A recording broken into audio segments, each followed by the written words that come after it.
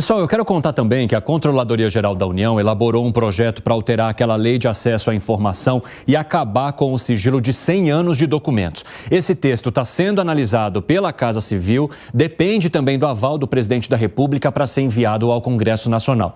Vamos começar falando do sigilo, ô Zé Maria Trindade, porque lá atrás, durante a campanha eleitoral e quando assumiu o cargo, o presidente da República, Luiz Inácio Lula da Silva, fez bastante críticas ao ex-presidente Jair Bolsonaro por causa dos sigilos que foram impostos por ele durante a sua gestão.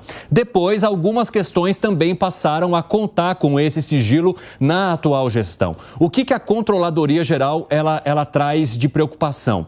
A quantidade de informações que entram no sigilo, porque, segundo a Controladoria Geral da União, não faz sentido você não querer prestar informação às pessoas ou permitir que elas tenham acesso a o que quer que seja da gestão pública, porque somos nós quem pagamos essa gestão, e também tem a questão relacionada à lei de acesso à informação. Mas vamos começar com o sigilo. Você acha que essa proposta da Controladoria deve seguir em frente neste atual governo que, embora tenha criticado, também adotou a mesma prática?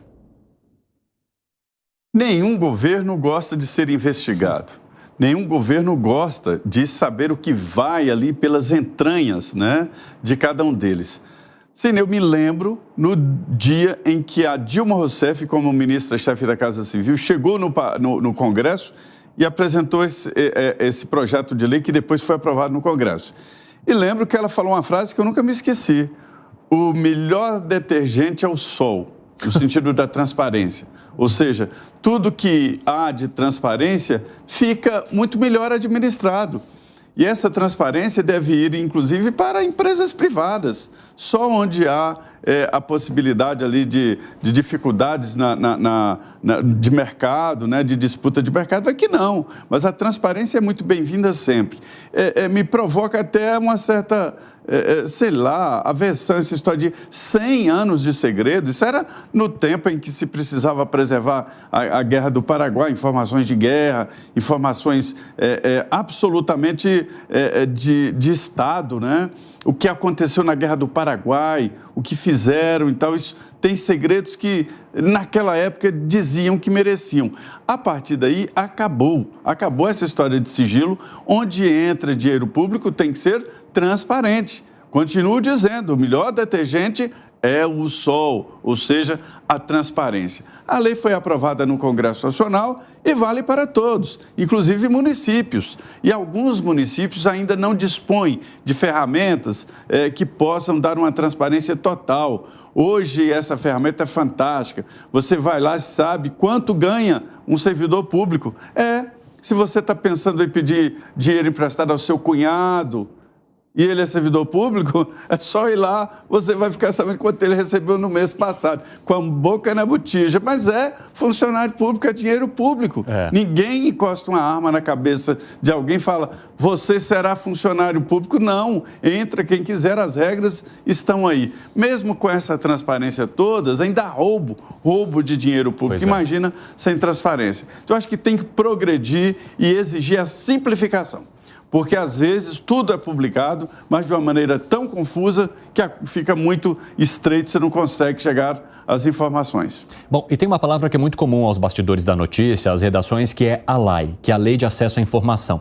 Vira e mexe, a nossa produção fala, vou pedir uma LAI para tentar identificar o que está acontecendo em determinado setor ou em determinado órgão. E aí a Controladoria Geral da União, ela percebeu que estava havendo muitas negativas de LAI, negativas baseadas em informações pessoais. Ou seja, poderia haver ali a exposição de dados de pessoas envolvidas na situação e por isso havia a negativa, mas sem necessariamente uma justificativa. O que a Controladoria Geral da União está propondo agora?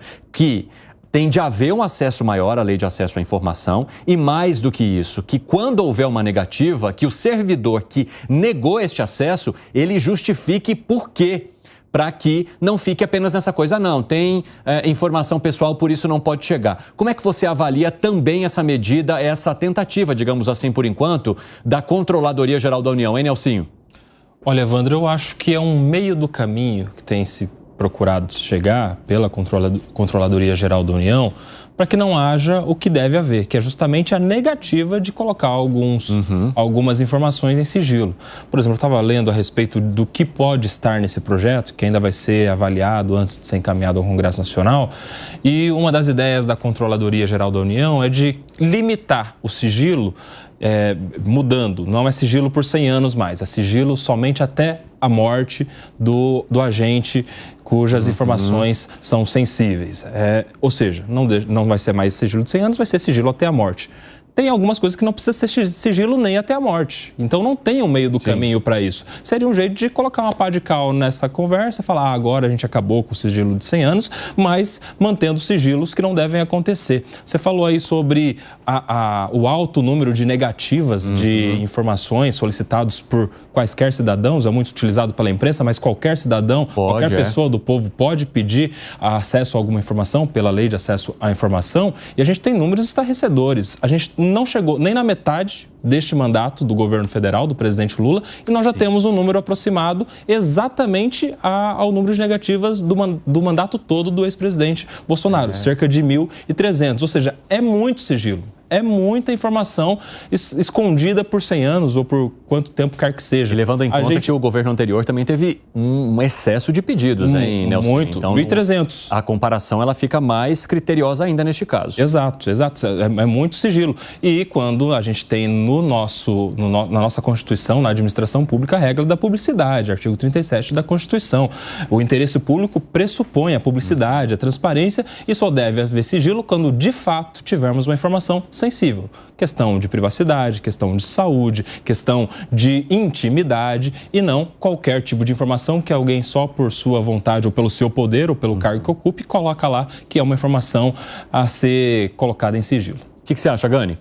Concordo absolutamente com o Nelsinho, ele colocou muito bem esse princípio da transparência da informação no setor público. Agora, o que me chama a atenção é toda a retórica, porque vamos lembrar que esse governo, ele foi eleito, dizendo que ia combater o orçamento secreto continua. Ia combater questões ambientais, acusava o governo anterior, recorde de queimadas. E também foi eleito dizendo que era um absurdo o sigilo de 100 anos, vamos combater isso, e os números continuam absolutamente iguais. Ou seja, não mudou absolutamente nada, papo furado de campanha.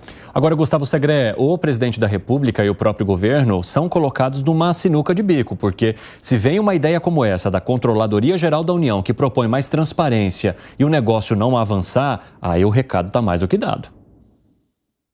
Mas é que a narrativa relativa do próprio governo está engolindo o governo. Eu peguei aqui, Evandro, para compartilhar o que diz a lei a respeito de quais são os motivos que permitem o sigilo. E vamos lá. Situações que põem em risco plano ou operações das Forças Armadas.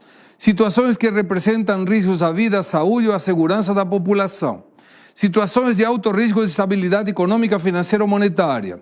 Situações que apresentam riscos à segurança de altas autoridades. Situações que colocam em risco a defesa e a soberania. Situações que prejudicam ou apresentam risco a relações internacionais. Situações que trazem risco ao projeto de pesquisa e desenvolvimento tecnológico estratégico do país. Explica o que tem a ver, por exemplo, esse sigilo do Itamaraty há 5 anos. O que tem a ver o sigilo de um ministro desse governo que foi colocado também em sigilo por interesses cruzados. E aí tem, inclusive, uma defesa que a lei de transparência permitiria, por exemplo, que se qualquer de nós pede alguma informação e tem alguma questão de sigilo, o documento pode ser entregue, só que com tarja preta indicando a ocultação dessas informações sigilosas. Não, é tanta tarja preta que não tem sentido, só o título apareceria no documento. Pois é, e veja bem...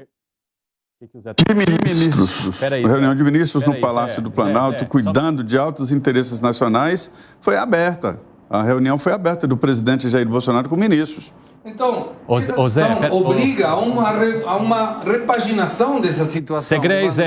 Zé, deixa eu combinar uma regra aqui com vocês. Como vocês estão no mesmo estúdio, quando vocês interrompem um ao outro, fica uma porcaria. A gente não consegue entender nada que vocês estão falando. Então, Zé, repita o que você falou, conclui, aí o Segré volta a falar. Vai lá. Então, a reunião ministerial, que é uma reunião íntima do governo, que discute assuntos estratégicos do governo, a reunião foi aberta, o Supremo mandou publicar toda a reunião lá do presidente Jair Bolsonaro com os ministros, lá com o Sérgio Moro e tal, lembra? Aquela reunião deveria ser secreta, porque ali estava em jogo interesses nacionais, ali estavam em jogo interesses do país, estratégicos, mas não, foi aberta. Depois daquilo ali, fechar o quê? Segré, vai lá. Vamos lá. A situação desse sigilo é tão complexa que essa tarja preta que é colocada para alguns das informações que possam atribuir questões de intimidade, por exemplo, obrigaria que um documento entregue com essa lógica só teria o título, o resto seria tudo tarja preta, não daria para ler absolutamente nada. E tem situações que são muito confusas para incluir dentro desses motivos que acabei de compartilhar e que não justificam, por exemplo, por que parte da agenda presidencial não é publicada. A própria reunião do presidente Lula com a ex-presidente Dilma Rousseff não estava na agenda e não foi divulgada. Só foi conhecida por uma publicação do presidente nas redes sociais. Então me parece que aquela narrativa do presidente Lula na campanha, indicando vou tirar o sigilo, primeiro ato de governo, era vinculado ao sigilo do presidente Bolsonaro. A narrativa relativa engoliu a fala do presidente.